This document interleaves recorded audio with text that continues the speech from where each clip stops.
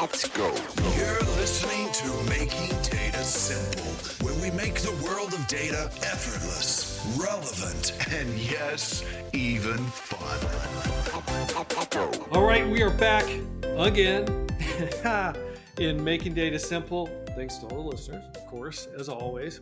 Today I have Petra Bührer. Did I get the last name? No, I didn't. Yes, did I? absolutely. Oh, I did. That's fine. Right. That's fine.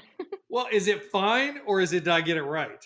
You I say. think you got it right. I mean, for US speaking people, it was perfect. I recall once someone told Petra Bührer, "Oh, do you brew beer?" I was like, "No, I don't brew beer." But thank you. Okay. All right. Look, I'm doing my best. All right. So I'm going to call you Petra. How's that? Can I call you by That's first name? perfect. We'll go first name. So Petra, she is a technical sales technology infrastructure leader in DACH. For those of you who don't know, DACH is Germany. That's where you sit today, yes? You're in Germany? It's not just Germany, actually. DACH stands for Germany, That's true. Austria, and Switzerland. But you sit in Germany, right? I sit in Germany. That is correct. All right. She is the board. This is good. See, it's already starting just like I thought it would. She's a board member of the TEC doc, so we'll get to that in a minute. A quantum ambassador, which we'll also talk about. But if I give her a bit of her bio, she is driving what we call IBM Power, IBM Storage, IBM Cloud Business, and IBM DACH, which is more than Germany, from a technical sales perspective. As I've already mentioned, she is a certified IBM Quantum Ambassador. We'll have to figure out what that means. Thank you, Petra. We've been talking about having you here for a bit. I appreciate you being here. Thanks for having me. It's always great to have an opportunity to talk about great technology such as IBM Infrastructure. I know. Well, so let me start. I'm gonna give the backstory to this. So first of all, when I first started the podcast, we talked a lot about IBM. And then I think over the last probably 2 years, I've been doing this for a while now. It's crazy, but like 5 years or something. But of the last 2 years, we've pivoted, and I would say 80 to 90% are like other areas outside of IBM, whether it's just technology, whether it's startups, Yep. whether it's leadership, on and on. As part of the backstory, so I go to Germany. I'm visiting with the team because if you listen to the podcast, you know I lead technical sales worldwide. I have a one-on-one with Petra, and I'm going to dramatize this a little bit, but that's okay. She's like, That's okay. You guys, you would never talk about power and storage and all the great infrastructure we have, which I don't know is exactly true, but here's what I will say is on my podcast, fair enough, I do talk a lot about software, a lot about AI. I love power. I love storage. I love Z. I love mainframes. I think they're all sexy. I said, well, you got to come out and you got to talk to it then. She said, bring it. Bring it. Let's talk about infrastructure. So that is why you're here today. And we're going to learn from you. And I'm taking my lashings because I think they're well founded. Thank you. And I really appreciate that. So I feel very honored. Very few IBM speakers, and you have me on here, and I can talk about infrastructure. So that's awesome. All right. Before we talk about infrastructure, though, you have to tell me about yourself. I mean, what's your history? Why you're at IBM? If you could just give us that history, I'd love it. Absolutely. So I'm with IBM now more than 15 years, having worked in different areas spanning development, offering management, sales, tech sales, but all these different roles had one in common, and that was I could always work on great technology and with amazing people.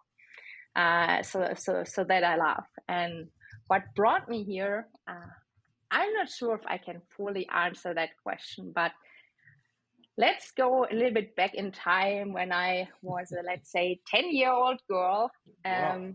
We had some boys in the neighborhood that used to play computer games, which was not usual at the time in the 90s. And one of them let me try it out, showed me how to start it, and one day gave me a floppy disk with DuckTales on it. I took it home. My dad allowed me to use his PC. I put the floppy disk in, started this with a DOS command, and off I went. The next couple of years, my dad brought home a couple of CD-ROMs with computer games from some conference. And I thought, well, actually, they're great things you can do with a computer. And fast forward, when I graduated from school, I really had no idea what I want to be when I'm grown up. And after some discussions with my parents, I thought, well, I'll just go with business informatics because there are so many things I can do and various direction I can turn afterwards. And that brought me first to SAP and then to IBM, where I'm still happy now. So you started early. Petra was born with the floppy disk. That's what I needed to know. Very good. I got to tell you, Petra is like the coolest name. Is it common? Is it common in Germany? Actually, it's funny you say that, because what I used to get when I was a little bit younger, then I was, oh, Petra, that's such a grandma name. So I think there are a lot of Petras in Germany that are quite a bit older than me. So in my age and people that are younger, it's not the most fancy name. So I appreciate that even more that you think I have a cool I name. like it. Look, I have the name Albert. They say the same thing about my name, and probably for good reason. When people see me, they're like, "You're Albert?" It doesn't match always, but that's okay. I like the name. I'm actually the fifth. That's what people don't know. So I'm like Al the fifth. Like, yes, exactly right. I didn't meet number one, but I've known the others. Okay. But I did look up the name Petra, by the way, because I was interested. Two things I learned. One is it's a Greek word that means stone or rock. You already knew this. Yes, So of course. do you think stone or rock describes you? I would say this would not be the full description, but to some degree, because I mean, now we would need to talk about characteristics of a stone or rock, right? And one is it sits there, and whatever storm comes, it's still there and stands. And that is, I think, a characteristic that I definitely have. Some of the others, I'm not so sure about. Well, when I think stone or rock, I think something that's very aggressive, very like, hey, this is my values. I'm sticking by them. So I don't know. Of what I know of you, I think that fits pretty well. And I did look at, you're right, from 1880 to 1951, much more popular. And I think it hit its high in 1929. Glad we went through that little segment. All right, so tell us a little bit about your role, and then I'm going to probably jump right into Power. I got some questions for you, but tell us the role that you hold today. Well, you briefly introduced it, right? So I'm driving the power storage and cloud business in IBM Germany, Austria, and Switzerland from technical sales perspective. And what I really like about this role is I always like to work on the bigger picture, right? Just not on a specific thing. And this role allows me to work with different technologies, with different type of people and team, bring together these people. And it's a little bit unique, right? Because in IBM, as in so many other enterprises, right, there are always areas that people work in, and not so many that work across those as an official role, so to speak. So I feel honored to have such a role and bring these type of topics together. And what I really like is, I mean, a lot of our customers, right, do not only have a power system, do not only have storage, or do not only want to consume cloud, but all of it. And it's just great to show and demonstrate the value, combining all of that and the synergies that come with it. So that's what I like about my role in terms of technology.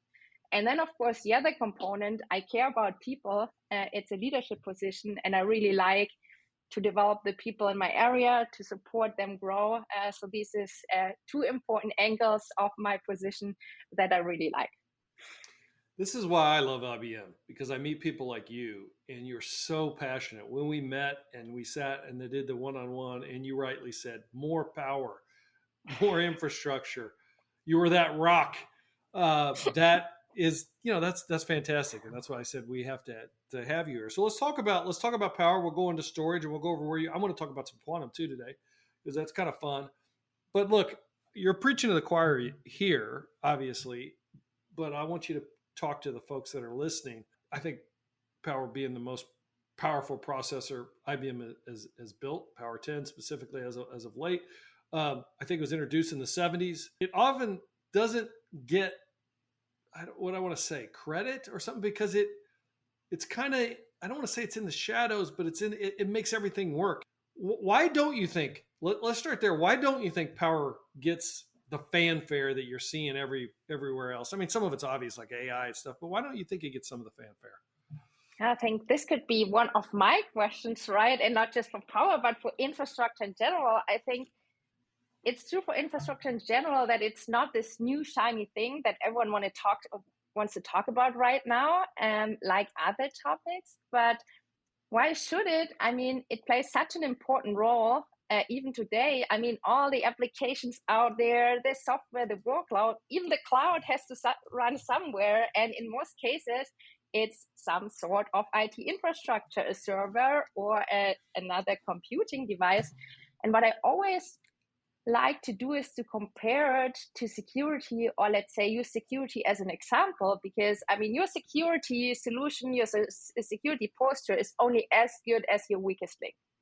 So if you think about your whole computing stack, I mean, if your infrastructure is not secure, if your infrastructure is not reliable, efficient, sustainable, there's only so much you can do with the software running on top. So the infrastructure is a foundation of all of that, really matters. And this is why I like working on infrastructure and excited about.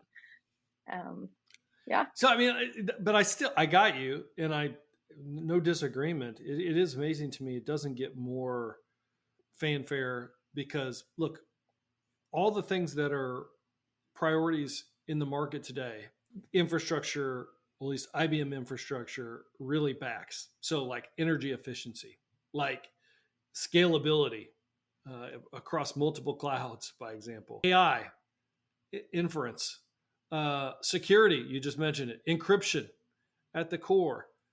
Just take a step back. Let's say the listener doesn't know anything about IBM Power.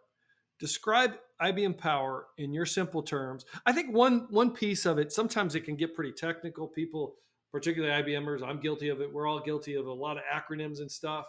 No, I won't. Terms, yeah. In simple terms. So maybe let's spin the question in the direction. So why do you need IBM Power, right? Okay. I mean, I always put it this way that IBM Power is a computing infrastructure that was designed for mission critical workloads, which means it brings all that's needed to do that. So it comes with superior reliability, security, sustainability, and flexibility. And the latter, I mean, it's not just because of the faster and faster changing business needs today or the digital transformation, but I mean, most projects or enterprise in general are running out there, span multiple environments, and you want to be flexibly moving around your resources, sizing them up and down without having technicians come moving cables, bringing up and down the server.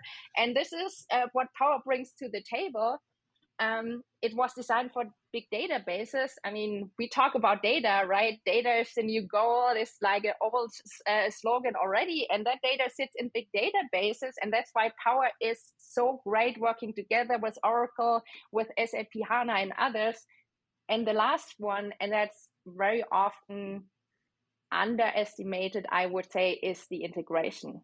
Because if you look at the Power computing stack, all the components are built for each other. They are co-optimized. And with that, you can achieve much better results, no matter if you talk about security, reliability, efficiency, and sustainability.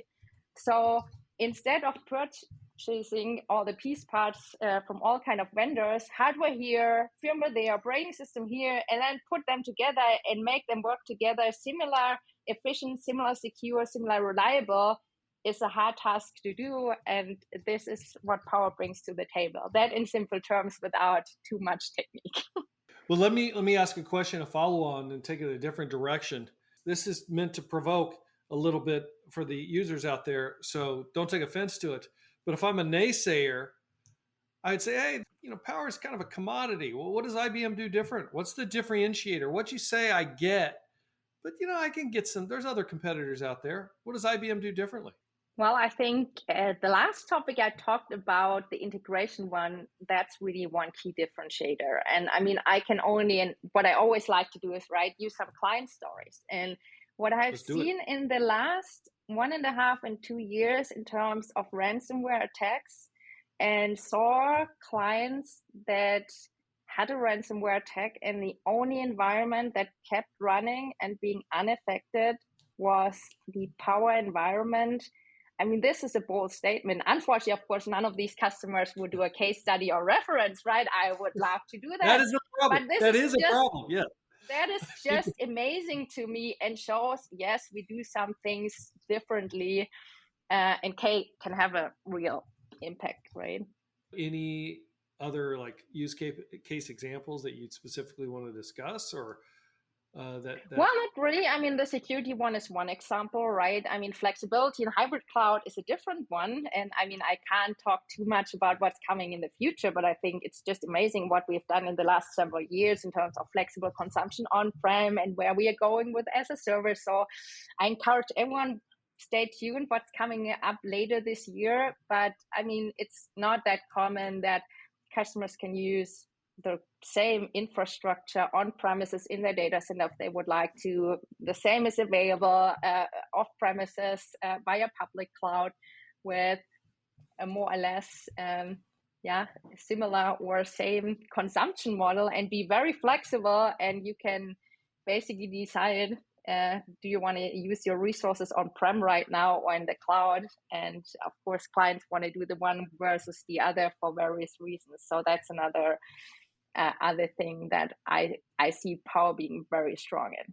I want to drill down on a couple areas that I have questions on. Can you talk about what kind of encryption and some of the security features we have? I can talk about it. It's important to have your data encrypted. And what we did with Power 10 is memory encryption, right? And some people might say, well, what does this help me for cyber resilience? And as so often, what they do in IBM is preparing for future technologies. So there are more and more adapters you can put in your Power server that are hot pluggable, right? So if someone walks into your data center, and some people might say, oh, that would never happen. But I mean, they're insider attacks and others. So imagine someone walks in, pulls out an adapter and walks away with the data. So it'll be better be encrypted, right? So that is my story to the memory encryption portion that we brought with Power 10. But just in general, and that's back to the other strengths that we have on Power, right? I mean, no one will use our encryption if it doesn't perform well. So there's a lot of work that goes into efficiency and performance in that, because no one will use the encryption technology if it takes a huge amount of compute of your system that you need to pay for. So a lot of work went into that. Power 10, right? When we launched Power 10, we had various pillars that we talked about where we are strong in, right? Security, sustainability, reliability, hybrid cloud, AI. And the number one requested session was no longer security, but sustainability. So, I mean, I think I talk about infrastructure sustainability at least once, if not twice a week externally. And I was at a customer briefing that was cross infrastructure in December. I talked about our sustainability story, talked a little bit about Z, a little bit about Power, storage, and cloud. And in the end, one guy said, well, why don't we use Power for our Oracle workloads? And I was like, exactly, that is my question. Because yes, we have big Power systems, but they're very efficient and much more sustainable than having a farm of hundreds of tiny competitor systems, I would say, right? So actually, customers can save a whole lot of energy in systems consolidating the various workloads from hundreds of tiny systems onto one Power server. What about the cost benefit that you're kind of looking at? I think others could look at Power and say, hey, it's too costly. I could go with, speaking of commodity, a ton of commodity software to kind of aggregate and pull in a warehouse someplace, and it's all good. What's your comment to that? That question, actually, I get a lot, and I used to get a lot. I mean, the problem is always, right, we are in fast living times, or however you call it, right? So a lot of people just look at the TCA, right? So what is the cost of acquisition? And yes, a Power server can look kind of costly compared to commodity competition.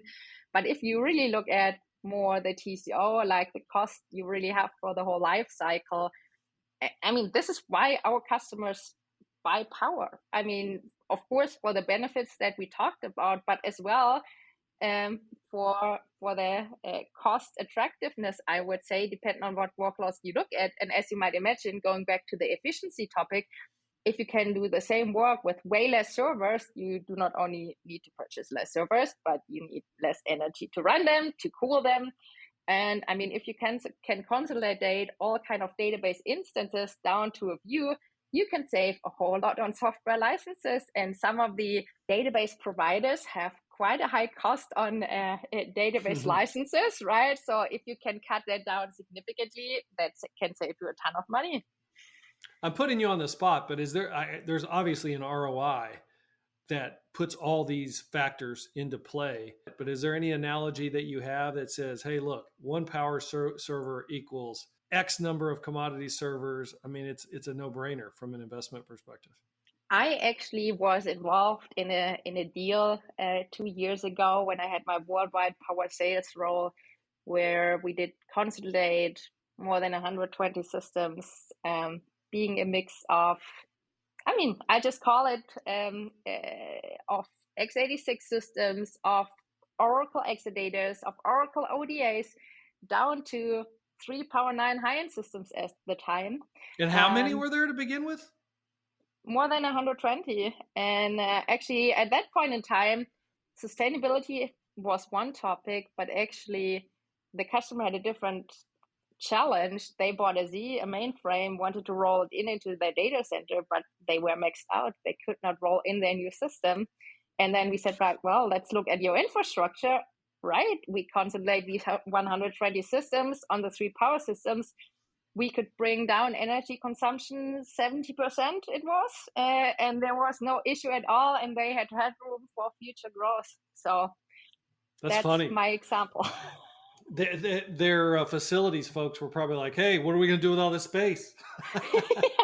Yeah, that reminds me of this commercial that I actually didn't know until a lot of my colleagues that are at IBM for a long time, where we had this commercial, where are my servers? And there was just a single server sitting in a big room. Do you know this commercial? Yes, it was like, oh.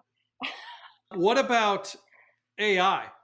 What makes Power well suited for AI inference, AI models, etc.?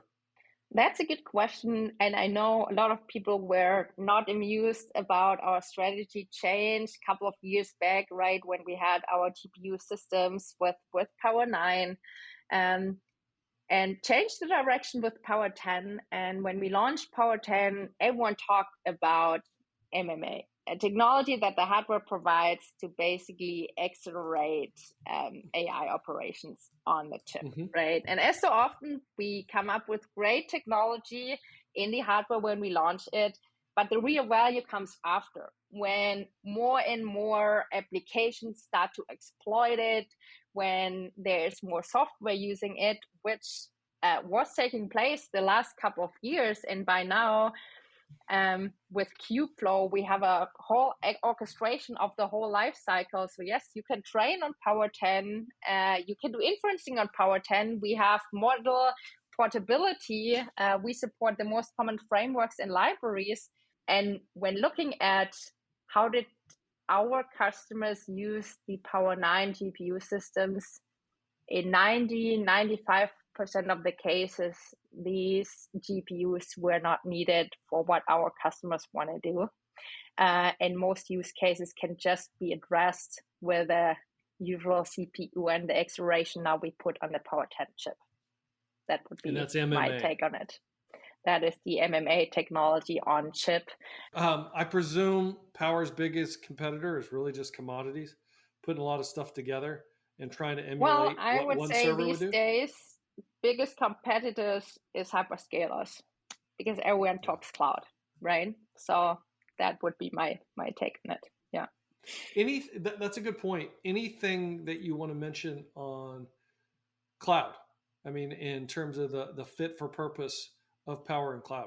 I mean, first of all, I think Power was designed for cloud, right? We could do cloud in customers' data centers way before others talked about cloud with live partition mobility, moving workloads around without bringing system down. For several years now, we made Power available in the IBM cloud, so off premises with the same rock solid infrastructure. And what we're doing now that I touched on earlier, right, is bring even more flexible licensing to customers' data center. We made a lot available already, but more to come. So that would be my take in terms of Power and cloud. We are hybrid, and wherever clients want to run Power, they can. Would you say we've always been hybrid, or do you think recent changes in the technology have made it quote unquote more hybrid? I mean, because to your point, you could make the case that you could make the case that Power, storage. Look, we were doing cloud in data centers before it was the thing. That's what it is. It's a cloud data center. I mean, but Correct. Are there changes? Is there additional changes you'd say? Yeah, yes, but we've added X, Y, and Z. I mean, this would take too much time to talk about what all we added the last several years. But yes, I think we did and continue to do more and more to make, well, I'm not sure I love the word, but to make it frictionless, right? To work between the both on-premises and off-premise environment. We are way better, like with cloud images, so you can get up and running fairly quickly. If you want to export an image from what you're running in your data center somewhere off-prem in the cloud, so we made a lot available. More to be done and more to come. Very good. All right, let's pivot to storage. Why is storage important? I mean, why is IBM storage important? Goes back to the integration point I talked about in the power space. We have an integrated hardware and software storage portfolio that allows us to address more or less any scenario that customers are asking for, ranging from block storage, object storage, cloud storage, storage for containers. We have backup solutions for both primary and secondary storage. And the integration, orchestration, and automation, I think, is a key part to provide customers, for instance, we talked about ransomware, a compelling cyber resilience solution, right? So what happens if a customer has a ransomware breach, and IBM Storage brings capability both in the hardware, but as well in the complete stack to help these customers be up and running again first of all, but much more quickly. I think there's a lot of folks out there that would probably say, storage is ubiquitous. I mean, we're just like, we got these storage farms. It'll be just taken care of. You know, it's commodity now. We can replace this and that. But could you talk about how we're kind of offloading a lot of the stuff we would do in the CPU? Can you say a few words? Of course. I mean, the question is where we look at, but that comes back to what I talked about, integration and co-optimization, right? I mean, we have a hardware and software portfolio. We have servers as well. Of course, not all the customers have a power server and a storage server, right? They might have competitive servers as well. But what we always look at IBM is where can we optimize further? Is it better to do it in the system? Is it better to do things closer at the storage side? What are the benefits? And I mean, some of the technology really see a revival, I call it. Let's just talk about tape. I mean, when I studied at university, everyone said, tape is dead, you know. Then I started in mainframe development, looked at the tape roboter and thought, oh, okay, that's what tape is dead. And today, tape is such an amazing technology because it's the most efficient one, going back to the sustainability portion, because it's offline storage, and it's the most secure one because it's offline, so it's true air gap, so no ransomware attack can decrypt your tape data sitting somewhere on a tape in a location. So that's my take. Actually, it's kind of an interesting point. I think people look at tape, I mean, like is old stuff. I mean, they're probably thinking they're cassette tapes or whatever they used to listen to music to. But why do they continue to persist? You talk about commodity hardware. You can't have it both ways. Meaning, some of the hardware you have today is commodity. Like it lasts like 5 years. We have tapes that have been around that are still magnetic tapes that can withstand many years. I mean, they go way back. I mean, that's one reason, but other reasons, I mean, I just find it interesting. Yeah, I think these two I just slightly touched on. I think the efficiency one, right, from a sustainability perspective. I mean, we all have the pressure looking at climate change, what we can do to reduce energy consumption worldwide. Storage is growing and growing, and it's just such an efficient storage technology. And I was amazed. I was visiting our research lab in Zurich towards end of last year and was able to visit the tape lab. I mean, it's amazing what they are working on there to further develop tape and its power, how much can be saved on such a tape, how the tapes are being handled. So that is one. The other one is, as mentioned, I mean, it's very secure, right? It's true air gapped. And I mean, if you look out there, I mean, IBM is more or less the only left tape provider. And that's why we shipped trucks and trucks of tape to hyperscalers and other platforms so they can save their huge amounts of data on. I think you hit the second one. There was two. The second one is the air gap environment. People forget about that. That's where tape really comes in. And if you're a mission critical business, which most enterprise businesses are, I would say so, yes. You're gonna have to have a strategy there, or you're really rolling the dice. And you already said it. It doesn't matter block storage, file storage, anything else that you want to say about IBM storage that differentiates IBM in the market? Well, I guess I touched on the key points. I think one thing I want to emphasize is the whole notion around more focus on storage software, right? I mean, one of our flagship offerings is IBM Fusion, which is more or less a container storage solution for containers, or right at OpenShift. And I just see a lot going on in the storage software space. Podcast listeners, we're going to break here, continue with Petra next week with infrastructure, and then we're going to dive into quantum. Thanks. See you next week.